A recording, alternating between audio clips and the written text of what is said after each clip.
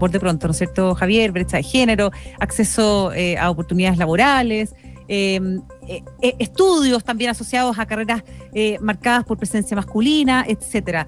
Todo esto se da en medio de una nueva conmemoración del 8M, que es este miércoles, donde por supuesto tenemos además un gobierno que cumple un año, además un gobierno que se declara feminista y donde eventualmente vamos a tener además un cambio de gabinete. Un montón de temas que tenemos que conversar hoy día con la ministra de la Mujer y Equidad de Género, Antonia Orellana. ¿Cómo está, ministra? Bienvenida a nuestro programa.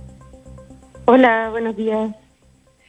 Gracias por acompañarnos, ministra. Me gustaría saber y conocer de su opinión, ¿cuál es la evaluación que hace usted de su gestión en el último año? Yo diría que más allá de mi gestión en particular, quiero decir que esto es un esfuerzo de todo el gobierno, porque nos pusimos como objetivo que este fuera un gobierno que pone a las mujeres en el centro de las decisiones y que cada paso que lo hacemos son distintas realidades, que somos la mitad de la población. Muy diversa. Y este es el primer acto de marzo que ciertamente vivimos como gobierno y lo hacemos fortaleciendo nuestra agenda a través de acciones concretas y políticas públicas que permitan lo que hemos llamado un Chile para todas. Quiere decir que es un país que está preparado para responder a las necesidades de las mujeres en todos los ámbitos. Por ejemplo, a propósito de lo que ya hemos hecho, en la reforma previsional, la reforma de pensiones, se crea un sistema mixto. Estuvimos trabajando como Ministerio de Media y a diferencia de los dos intentos anteriores de reforma, esta propuesta reconoce y se hace cargo de las lagunas que se generan por las labores de cuidado que asumen principalmente las mujeres. También muy importante para nosotras fue la aprobación unánime de la Ley de Responsabilidad Parental y Pago Efectivo de Deudas de Pensiones de Alimentos. Además va a empezar a regir ahora en mayo. Fortalecimos el proyecto de ley de reparación para familiares de víctimas de femicidio, que se vota ahorita en la tarde en la Cámara de Diputados, en la cual además pusimos recursos para que los niños, niñas que han sido víctimas del asesinato de sus madres queden con una pensión de reparación. Y además mejoramos la implementación del Registro Nacional de Deudores de Pensiones de Alimentos, incorporando competencias de fiscalización para la Comisión del Mercado Financiero. Ministra, le quería preguntar en muchos sentidos. Sí, en muchos sentidos. De hecho, el mismo movimiento feminista dice que gran parte de este carácter feminista que tiene el gobierno se debe precisamente a su lucha, ¿no es cierto? Movimiento que usted también ha integrado, ¿no? Pero pese a eso, le quería preguntar a raíz de un estudio que se publicó el fin de semana, un estudio de la encuesta Black and White, que revela que el 63% de las mujeres no percibe al gobierno como feminista. ¿Por qué cree usted que se da esta lectura desde la ciudadanía? La verdad es que desconozco los detalles del estudio, así que no podría decir que es una lectura de la ciudadanía, pero yo creo que mira, hay una cuestión que es bien relevante, que es la exigencia, que significa decir que algo es feminista, es una vara bien alta, porque además la diversidad de mujeres es mucha. Yo creo que lo que es importante reconocer primero es que los compromisos que nos pusimos al señalar esto, es decir, un gobierno que iba a considerar en cada una de sus reformas relevantes a las mujeres y su especificidad, como ha ocurrido de hecho con la reforma tributaria y la reforma de pensiones, un gobierno que no tolera la violencia contra las mujeres, y en ese sentido, cuando ha habido que intervenir, no yo, pero cuando ha habido que intervenir como gobierno, por ejemplo, respecto a alguna autoridad regional que no está a la altura de ese estándar, se ha hecho y se ha mantenido este compromiso con las mujeres, y en tercer lugar, se busca proteger y proyectar las conquistas de las anteriores generaciones de mujeres. Hay algo muy bonito en la lucha de las mujeres, en que cada generación le va entregando a la siguiente una conquista. Y en eso todas podemos reconocer, independiente de quiénes seamos, de dónde vivamos y la edad que tenemos, que vivimos una vida distinta que la generación anterior de mujeres. Y eso no es gratis, eso no pasó porque sí, no porque los astros lo alinearon. Esto pasó porque hubo un movimiento de mujeres que produjo cambios políticos. Y ahí lo que nosotros estamos invitando es a poder concretar una mayor cantidad de avances, porque ahora todavía existe el movimiento de mujeres, que por cierto es autónomo del gobierno. Yo no soy su vocera, no soy su representante, y ellas tienen su propia agenda, pero también tenemos un gobierno que está alineado con varias de esas demandas, como por ejemplo la vida libre de violencia, la igualdad en el acceso al trabajo, los derechos sexuales y reproductivos, y así podría seguir porque es una lista larga de deudas pendientes en las que existen. Eso mismo quería preguntarle yo. Estamos conversando hasta ahora con Antonia Orellana, ministra de la Mujer y Equidad de Género, sobre la cantidad de cosas que se tienen que hacer y la cantidad de cosas con las cuales se tiene que avanzar, ¿cierto? ¿Cómo se prioriza desde el ministerio? Porque yo me imagino que efectivamente se debe tratar de hacer algo al respecto de cada uno de estos ítems. Yo al menos tenía anotado el cuidado no remunerado, la sala cuna universal, los femicidios, la inserción laboral, abuso, etcétera. ¿Cómo se va priorizando y avanzando para que de alguna manera este avance sea un poquito más rápido del que se pudiese hacer, ¿no? Bueno, en primer lugar, a través de la transversalización del enfoque de género, que es una palabra, es una frase bien compleja de decir, pero ¿qué significa esto? Pues que cada ministerio se hace cargo a través de sus propios planes. Por ejemplo, transporte, estableciendo cupos para la certificación de mujeres como conductoras de transporte público, lo cual les da acceso a un empleo que es formal. Por ejemplo, obras públicas, en nuestro plan Chile para Todas comprometió y está en avance la construcción de infraestructura para las mujeres de la pesca y las actividades conexas de la pesca en las caletas. Porque pasa que no tienen espacio y entonces tienen que poner un postito que no puede ser formalizado, no tiene resolución sanitaria y así podría seguir con cada sectorial. Entonces, primero tenemos la transversalización. Y por otro lado, nosotros creemos que nuestras prioridades están muy sintonizadas con las de las mayorías. O sea, la mayoría de las mujeres se preocupa por la seguridad, y dentro de eso está la cuestión del orden público y la seguridad pública, pero también, y en especial para las mujeres, de la violencia contra las mujeres. Nuestro proyecto de ley y agenda legislativa principal es la Ley Integral contra la Violencia. Le hemos aumentado los recursos en un 18% respecto al proyecto original. Estamos incorporando nuevas actualizaciones que tuvieron un informe favorable de la Corte Suprema.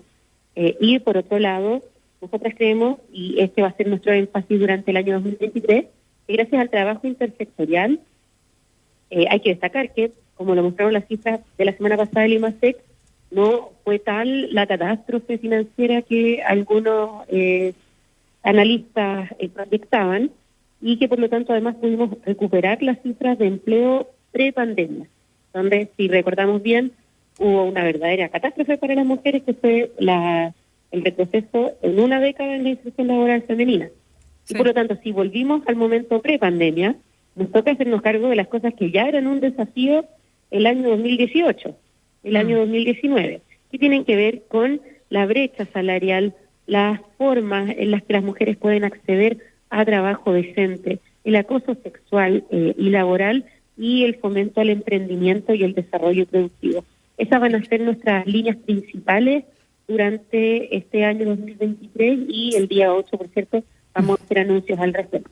Ministra, clave para esto es, permitir que muchas mujeres dejen la pobreza, ¿no es cierto? Y para eso hay que hablar de coparentalidad, de corresponsabilidad con los papás y con la familia necesariamente, con el artículo 203, etcétera, y un montón de otros temas que la verdad que la lista es como súper larga, pero me gustaría saber cómo se está apoyando a la mujer desde ese lugar también, en cuanto a políticas públicas. Lo que ya hemos hecho. Creamos en noviembre el registro de cuidadoras, que ha permitido que a la fecha ya se hayan inscrito unas 30.000 mujeres, que nos faltan hartas, tenemos que seguir trabajando en difundirlo, sí, como cuidadoras, accediendo a una credencial que les da acceso preferente a los servicios públicos. En segundo lugar, extendimos y ampliamos el subsidio Protege. Y ahora, respecto a lo que viene, efectivamente, no podríamos alcanzar la igualdad de género sin afrontar la desigual distribución de los cuidados, sí, y en ese sentido son las mujeres las que sostienen estos trabajos sobre su hombro, la crianza y el cuidado de las personas dependientes.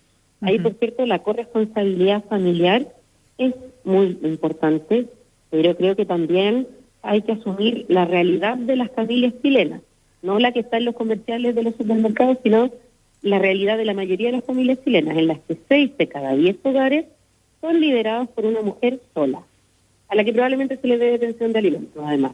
Por eso para nosotros es tan importante esta lista de trabajo, pero esa mujer no necesita que nosotros le digamos oye, repártate el trabajo, la casa con alguien que no está, que no existe, sino que necesita que le demos opciones de apoyo en políticas públicas. Entonces, la autonomía económica de las mujeres no es solo un propósito del Ministerio de la Mujer, es una meta de todo el gobierno, y por lo tanto vamos a anunciar el 8 de marzo medidas que tienen que ver con la corresponsabilidad familiar y social, para poder atender de verdad la diversidad de las familias chilenas y las mujeres que en su mayoría la sacan en adelante. Uh-huh.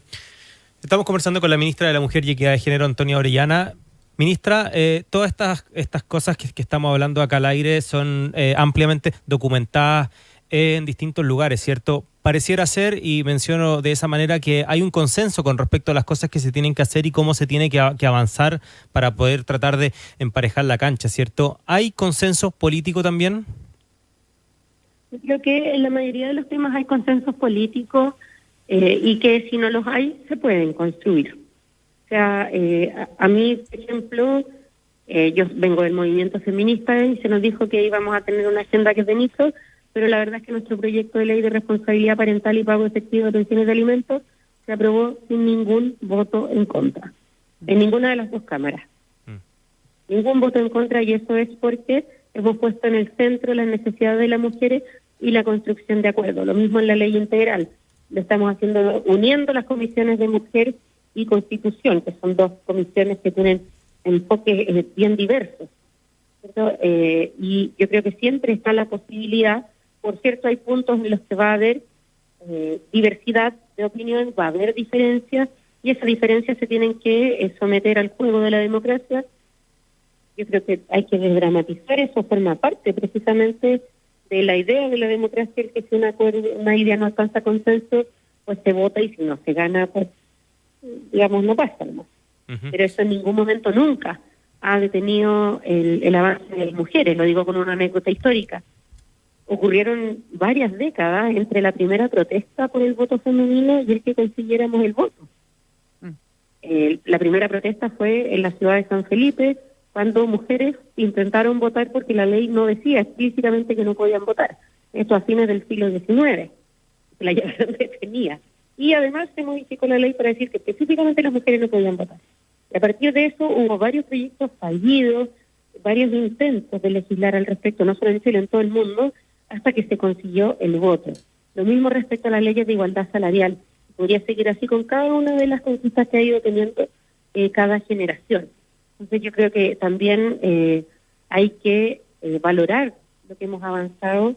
Yo en particular tuve una mentora que era una feminista que luchó por el retorno a la democracia, la señora Paulina Weber, que ya falleció muy mayor, y que ella me decía que nosotras tenemos que reconocer el mérito de haber llegado hasta este punto, porque eso quiere decir que las cosas se pueden cambiar y por lo tanto podemos seguir avanzando. Ese es el espíritu que le queremos dar al trabajo del Ministerio, y es también como queremos impregnar este 8 de marzo.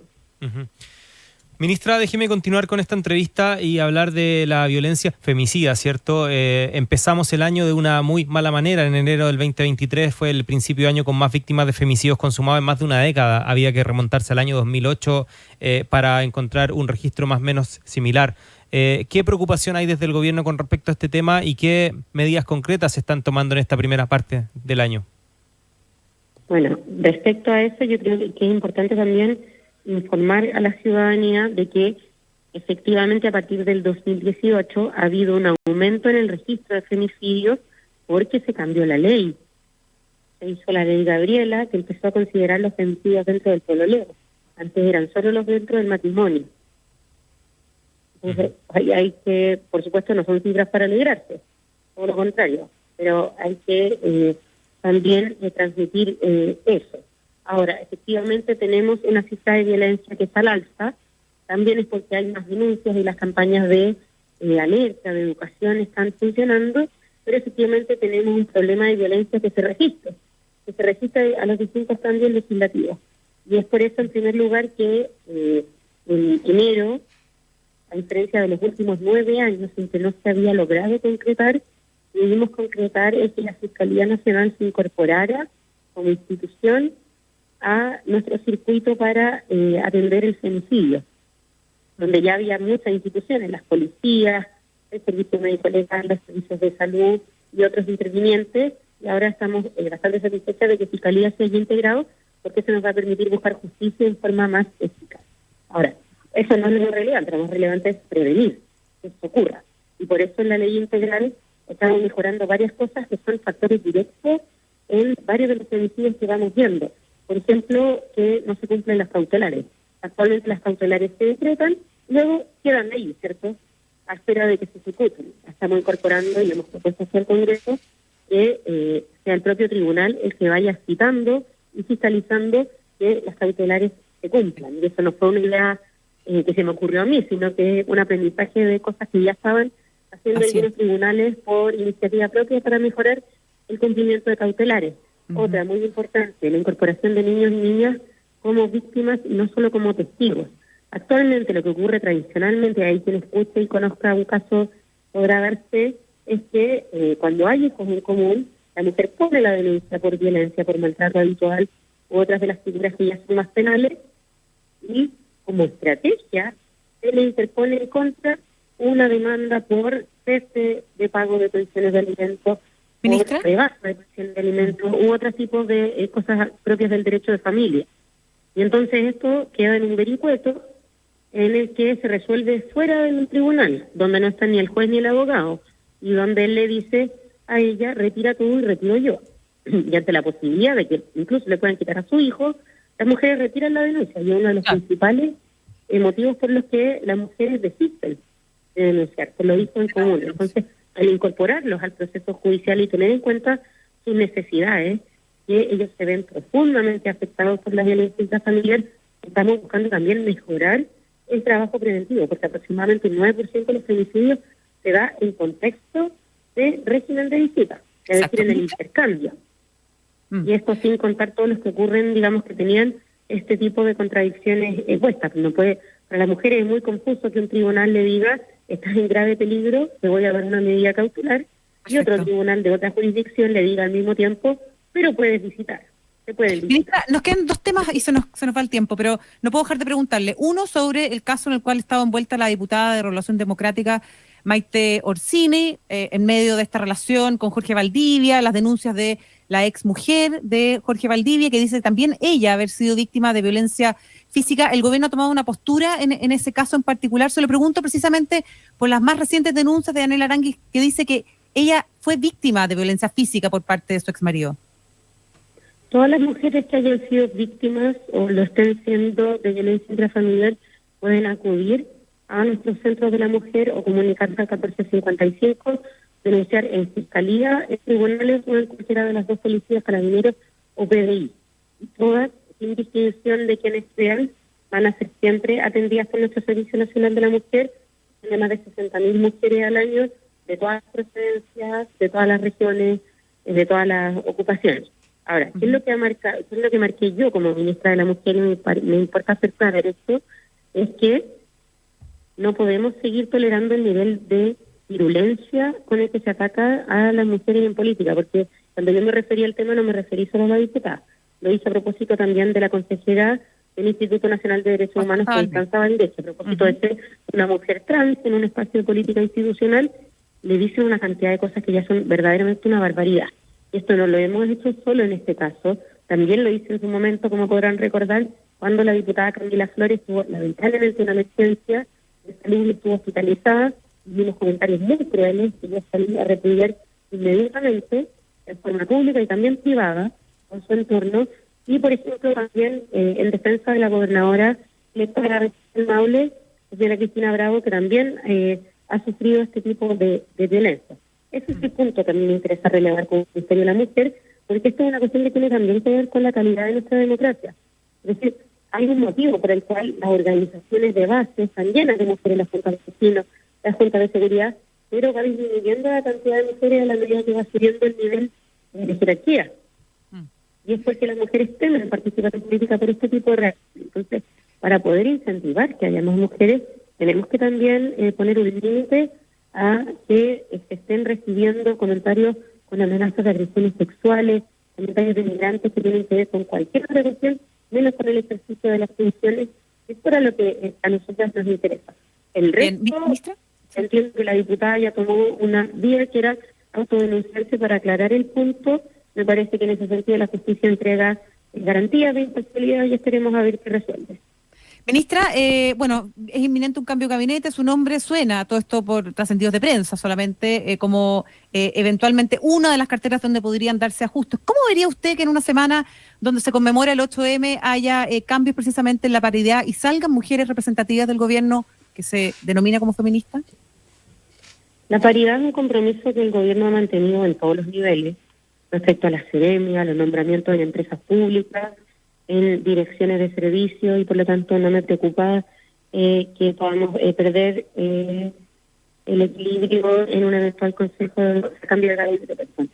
Y bueno, respecto a mí misma, todos estamos en permanente evaluación y es bueno que así sea, porque lo que se tiene que resguardar no es a tal o cual persona, sino el funcionamiento y la mejora continua del gobierno. ¿Mantiene su viaje a Nueva York, ministra?